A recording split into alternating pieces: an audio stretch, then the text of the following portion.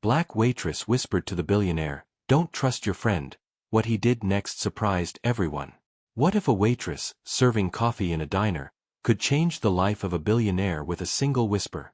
What if the advice she gave him, simple yet powerful, could unravel a betrayal that threatened to destroy everything he had built? The Cornerstone Diner was a speck of warmth in the cold, neon-lit heart of the city. Its faded red booths and chipped formica tables were a haven for truckers, night owls, and the occasional lost soul. Maya Johnson, 32, navigated its narrow aisles with a grace born of years spent balancing trays and dodging chaos. Her dark curls were pulled into a tight bun, her apron stained with coffee and ketchup, but her smile was a beacon, steady, warm, and unwavering, even when her feet ached and her heart felt heavier than the plates she carried. Maya's life wasn't easy. She'd been working at the diner since she was 19, ever since her parents died in a car accident that left her and her younger brother, Marcus, alone. At 16, Marcus was all she had, her reason to keep going. Every extra shift, every tip she stuffed into the jar labeled college fund, was for him. She wanted him to have the education she'd never had, to escape the cycle of poverty that clung to them like damp rot. But the city didn't make it easy. It judged her for her skin, her job, her address. Still, Maya held her head high. She wasn't just a waitress, she was a survivor, a dreamer, a sister who'd do anything for the boy who called her hero. Across the diner, in a booth by the window, sat Adrian Carter. At 38, he was the kind of man who turned heads without trying. His charcoal suit was worth more than Maya's monthly rent, his watch glinting under the diner's fluorescent lights. As the CEO of CarterTech, a company that revolutionized data encryption, Adrian was a titan in the tech world. But here, in the diner, he was just a man who liked his coffee black and his eggs over easy. He came often, drawn to the diner's simplicity, a stark contrast to the sterile boardrooms and glittering galas of his life. He'd nod at Maya, leave generous tips, but their exchanges never went beyond more coffee and thanks. Tonight, though, something was different. Adrian's usual calm was frayed. His phone call was heated, his voice low but sharp. Maya, wiping down a nearby table, caught snatches of it. "Trevor, I trusted you. How could you think I wouldn't notice?" Her ears pricked. Trevor. She'd heard Adrian mention him before, a friend, a business partner, someone he'd known since college. But tonight, Adrian's tone was laced with something darker. Suspicion. Hurt. Maya's instincts kicked in.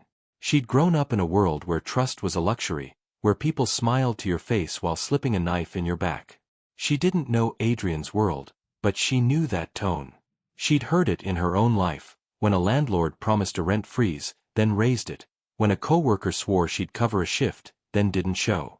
Maya's gut told her Adrian was in trouble, and for reasons she couldn't explain, she felt compelled to act. Maya was more than her job, though the world rarely saw it. She'd been a straight-A student once, dreaming of college, of becoming a teacher. But when her parents died, those dreams were buried under bills and grief. She took custody of Marcus, dropped out of school, and started working doubles at the diner. Her life became a tightrope walk, balancing rent, groceries, and Marcus's future while keeping her own hopes from slipping away. She had a quiet strength, the kind forged in fire. Customers loved her for it. Old Mr. Jenkins, who came every morning for pancakes, called her Sunshine. Kids from the neighborhood called her Miss Maya, begging for extra fries. But beneath her warmth was a sharp mind, one that read people like open books. She'd learned to spot trouble, shifty eyes, forced smiles, voices that didn't match words. It was how she survived. Marcus was her anchor. At 16, he was lanky, all elbows and dreams, with a knack for math that made Maya's heart swell. She'd sit up late with him, helping with homework, even when her eyes burned from exhaustion. "You're gonna be somebody, Marcus," she'd say, ruffling his hair. He'd roll his eyes but grin, knowing she meant it. For him, she'd endure anything, the long hours, the rude customers, the ache in her bones. But sometimes, late at night, she'd stare at the ceiling and wonder if she'd ever have a life of her own. Adrian Carter was a paradox, a man who had everything and nothing. His company, Tech, was a juggernaut, its encryption software used by governments and corporations worldwide. He'd built it from a dorm room idea to a billion-dollar empire, but the cost was steep. Friends had turned into rivals, lovers into strangers. His parents, distant even in his childhood, had faded from his life. His only constant was Trevor Langley, his college roommate turned business partner. Trevor was the charmer, the one who closed deals while Adrian coded in the shadows. They were a perfect team, until now. Adrian's wealth insulated him, but it couldn't shield him from loneliness. He'd learned to distrust most people, their smiles too eager, their loyalty too thin. The diner was his escape, a place where no one cared about his net worth. Maya's smile, genuine and unforced, was part of that. He didn't know her story, but he noticed her, how she moved, how she laughed, how her eyes held a quiet fire. He didn't admit it, even to himself, but he looked forward to seeing her. Tonight, though, his world was cracking. Trevor's recent moves, secret meetings, vague reports, a sudden push to sell part of the company, felt wrong. Adrian's gut churned, but his mind resisted. Trevor was family, the one person he'd always trusted. To doubt him felt like betraying himself. Maya didn't plan to intervene.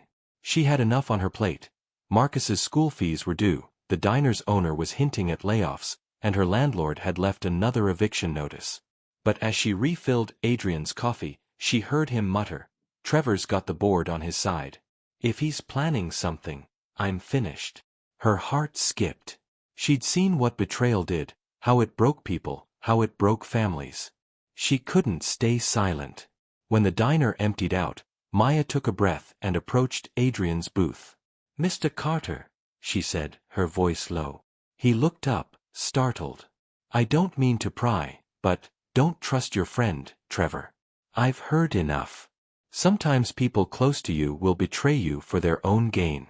Don't ignore the signs." Adrian blinked, his coffee cup frozen halfway to his lips. "What?" His tone was sharp, almost dismissive. Maya's cheeks burned, but she held his gaze. "I'm just a waitress," she said, "but I know what it sounds like when someone's hiding something. Be careful." She turned away, heart pounding, expecting him to laugh or ignore her. But Adrian didn't. Her words lingered, a pebble in the still pond of his thoughts. Over the next week, Adrian couldn't shake Maya's warning. It was absurd, a waitress, advising him on a multi-billion-dollar company? Yet her sincerity gnawed at him. He started digging. Late nights at the office, he pored over financial records, emails, meeting notes. What he found chilled him. Trevor had been funneling money into offshore accounts. He'd been meeting with rival companies, leaking proprietary data. The evidence was damning. Trevor was planning a coup, aiming to oust Adrian and sell Tech for a fortune. Adrian's world tilted. Trevor wasn't just a partner, he was the brother Adrian never had. The betrayal cut deeper than any business loss. He wanted to confront Trevor, to scream, to destroy him. But Maya's words echoed, "Don't ignore the signs." And another voice, quieter, whispered, "What would she do?" The confrontation came in a sleek conference room, the city skyline glittering through the windows. Trevor sat across from Adrian, his smile easy, his suit impeccable. The board was there, expecting a routine update. Adrian's heart pounded, but his face was a mask of calm. "Trevor," he began, his voice steady, "we've been friends for 20 years. I trusted you. But you've been stealing from me, from this company. You've been planning to sell us out." The room went silent. Trevor's smile faltered, then returned, sharper. "Adrian, you're paranoid. You're stressed. Let's talk privately." "No," Adrian slid a folder across the table. "Bank statements, emails, meeting logs. It's all here. You thought I wouldn't notice." Trevor's face paled. The board members shifted, their eyes darting between the two men. Trevor laughed, a brittle sound. "You're making a mistake, Adrian. You need me." Here was the moment for rage, for ruin. Adrian could fire Trevor, press charges, destroy his reputation. The board would back him, The evidence was ironclad. But as he looked at Trevor, he saw not just a traitor, but a man driven by greed, by envy, by the same loneliness that haunted Adrian. And he thought of Maya, her strength, her choice to help a stranger despite her own struggles. "I'm giving you a choice," Adrian said, his voice low. "Come clean. Return what you took. Step down quietly, and I won't ruin you. Or fight me, and I'll make sure the world knows what you did." The room held its breath. Trevor's eyes widened, then narrowed. For a moment, it seemed he'd fight. But then his shoulders slumped. "Fine," he muttered. "I'll go." The board erupted in whispers, but Adrian felt no victory. Only a strange, quiet relief. The twist wasn't just Trevor's betrayal or Adrian's mercy. It was what came next. Adrian returned to the diner, not for coffee, but for Maya. He found her scrubbing tables, her apron smudged, her eyes tired but bright. "You were right," he said simply. "About Trevor. About everything." Maya froze, then smiled. "I'm glad you're okay, Mr. Carter." "Adrian," he corrected. "And I'm not okay. Not yet. But you made me see things differently." What followed was unexpected. Adrian didn't offer Maya money or a job, he offered her a chance. He'd started a foundation to fund education for kids like Marcus, and he wanted Maya's input, her voice. "You see people," he said. "You see truth. I need that." Maya laughed, disbelieving. "I'm a waitress, Adrian." "You're more than that," he said, and meant it. As weeks turned to months, Adrian and Maya grew closer. He'd come to the diner, not as a billionaire, but as a man learning to trust again. Maya shared her story, her parents, Marcus, her dreams. Adrian shared his rise, his loneliness, his fear of being used. They were opposites, yet they fit. Maya's strength grounded Adrian, his ambition inspired her. For Maya, Adrian was a window to a world she'd never dared imagine. He saw her not as a waitress, but as a woman who'd changed his life with a whisper. For Adrian, Maya was a reminder that wealth meant nothing without connection. They didn't fall in love overnight, it was slow, messy, real. They argued, laughed, shared silences. Maya introduced Adrian to Marcus, who eyed him warily but warmed when Adrian helped with his calculus homework. Adrian invited Maya to his office, where she met his team, her quiet confidence earning their respect. One evening, a year later, the diner was quieter than usual. Maya was behind the counter, Marcus doing homework in a booth. Adrian walked in, no suit this time, just jeans and a smile. He slid into the booth across from Marcus. "So," he said, "I hear you're acing math." Marcus grinned. "Miss Maya's been drilling me." "Good," Adrian said, glancing at Maya. She joined them, her apron off, her hair loose. "I've got news," Adrian said. "The Foundation's first scholarship, it's for Marcus. Full ride, wherever he wants to go." Maya's eyes filled with tears.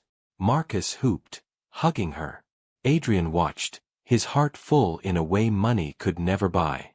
Later, as they walked through the city, Maya took Adrian's hand. "You didn't have to do that," she said. "I wanted to," he replied. "You saved me, Maya. Not just from Trevor, but from myself." She smiled, her eyes catching the city lights.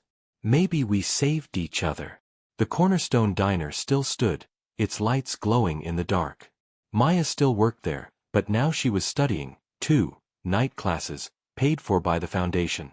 Marcus was headed to college, his future bright. Adrian was rebuilding Cartertech, not just as a company, but as a force for good. And he and Maya? They were building something, too, a life, a partnership, a trust that neither had thought possible. Their story wasn't perfect. There were fights, doubts, days when the world felt too heavy. But they faced it together, two people who'd found each other in a diner, in a moment, in a whisper that changed everything. And somewhere, in the hum of the city, the diner's neon sign flickered, hope served daily.